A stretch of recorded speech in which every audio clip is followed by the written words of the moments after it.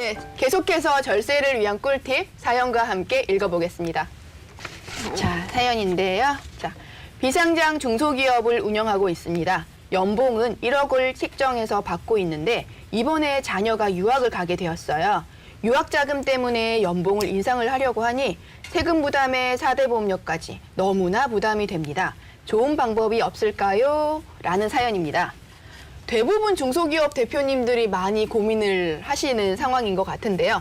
법인을 운영하면 법인세라는 걸 내는데 그 자산은 법인에 귀속이 되면 실제 대표자가 가지고 오려면 결국 소득세 형태를 또 내고 세금을 내고 자산을 갖고 와야 되는 경우가 많으세요. 특히나 법인세는 세율이 낮지만 소득세 같은 경우는 둘 다 누진세기는 하지만 소득이 많을수록 소득세는 세금을 더 많이 내는 구조이시거든요. 자, 근데 요즘 소득세에 대해서 많이들 고민을 하세요. 계속 과표도 바뀌고 세율도 바뀌고 하는데 이 내용 좀 정리해 주시겠어요? 네, 맞아요. 2016년 세법 개정 이후로 세율도 오르고 과세표준 구간도 계속 바뀌고 있어서 고액 연봉자에 대한 세금 부담이 커지고 있습니다.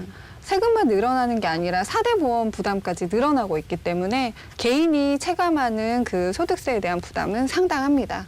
그래서 법인 대표들이 급여를 적게 책정하고 맞아요. 법인 자금을 사용하시는데 그거는 세금 부담 없이 사용하시는 게 아니거든요. 명확하게 아셔야 되는 거는 그렇게 사용하신 자금은 회계상으로 법인에서 빌려간 걸로 처리되기 때문에 나중에 이자를 더해서 법인에 다시 그 돈을 넣으셔야 됩니다.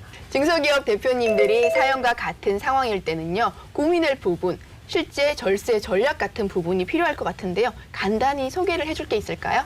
네, 대부분 중소기업은 가족기업이 많잖아요. 대표이사도 본인이 직접 하시고요.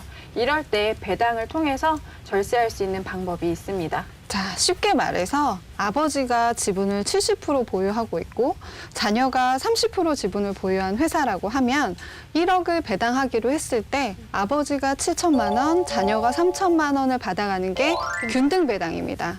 그런데 아버지가 배당을 포기해요. 그리고 아들이 그 배당을 받아가죠.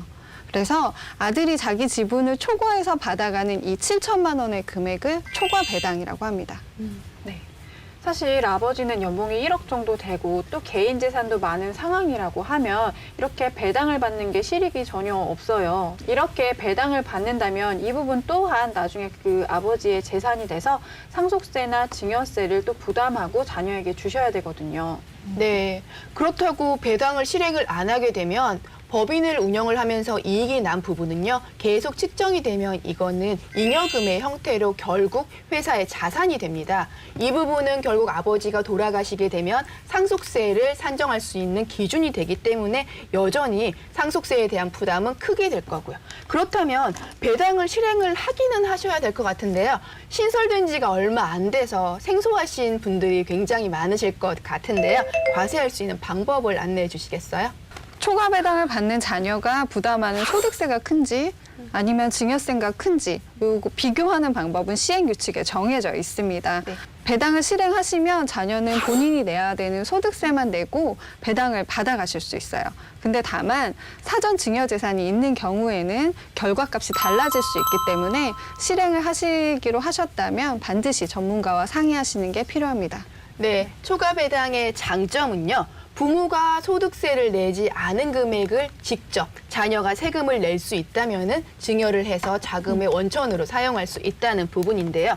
원래는 아버지가 배당을 받아가기 때문에 배당 소득세를 내고 그 돈을 자녀에게 주기 때문에 자녀는 증여세를 또 내야 하는 구조인 거거든요. 그거랑 비교해 봤을 때 소득세가 됐든 증여세가 됐든 한 번만 세금을 내고 자녀에게 자금을 줄 수가 있기 때문에 굉장히 매력적인 방법 중에 하나가 될 것 같습니다. 이렇게 사전 증여에 매우 중요한 점도 있고 하나 더 체크할 장점이 더 있죠.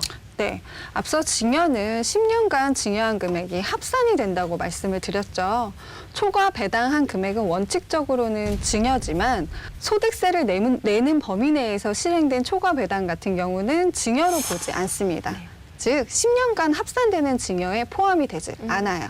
네, 비상장 법인 주주 명부를 한번 보시면은요, 뭐 1인 주주이거나 배우자랑 2인이거나 대부분 가족들이 함께 등재되어 있습니다.